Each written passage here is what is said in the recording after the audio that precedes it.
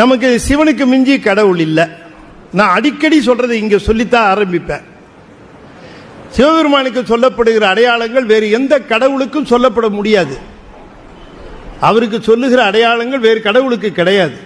அவர் ஒருவருக்குத்தான் சடாமுடி உண்டு, அவர் ஒருவருக்குத்தான் பிறை உண்டு, அவர் ஒருவருக்குத்தான் கங்கை உண்டு, அவர் ஒருவருக்குத்தான் சிரமாலை உண்டு, அவர் ஒருவருக்குத்தான் 3 கண்கள் உண்டு, அவர் ஒருவருக்குத்தான் அருவம் உருவம் அருவுருவம் என்ற நிலைகள் உண்டு, அவர் ஒருவருக்குத்தான் 3ஐயும் தாண்டிய சொரூபம் உண்டு, அவர் ஒருவர் தான் பன்றி கொம்பணிந்திருப்பார், அவர் ஒருவர் தான் சிரமாலை அணிந்திருப்பார், அவர் ஒருவர் தான் எலும்பு மாலை அணிந்திருப்பார், அவர் ஒருத்தர் தான் சுடுகாட்டில் இருப்பார்.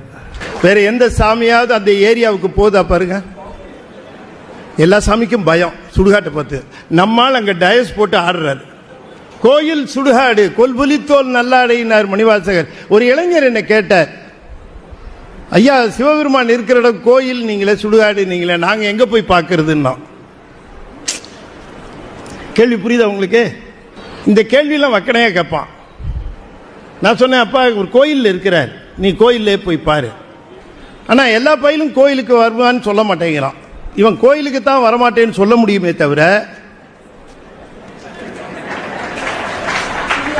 ஐ will meet that fellow there பயில அங்க வச்சு பாத்துக்கிறேங்கிறாரு. இப்ப சுடுகாட்டுக்கு போக மாட்டேன்னு சொல்ல முடியுமா? அங்க சிவபெருமான பார்த்து தான் ஆகணும். அதுவே தான் கோயில் அவருக்கு. இவன் கோயிலுக்கு போக மாட்டேன்னு சொல்றவெல்லாம் அங்க போய் தான் தீரணும். சிவபெருமான் முழுமுதற் பொருள், பிறப்பு இறப்பு இல்லாதவர். அவர் ஒருத்தர் தான் கடவுள். அவர் தான் பதி. எந்த தாய் வயிற்றிலையும் கருவிருந்து பிறந்ததா அவருக்கு சரித்திரமும் கிடையாது, புராணம் கிடையாது, எதுவும் கிடையாது. ஒரு பேருக்கு ஒரு கதை கூட கிடையாது. இனிமே இட்டு கட்டினா உண்டு.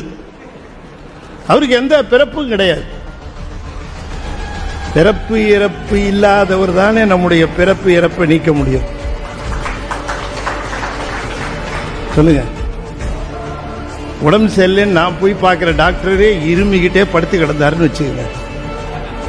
என் நோய் எப்படி அவர் தீர்ப்பாரு?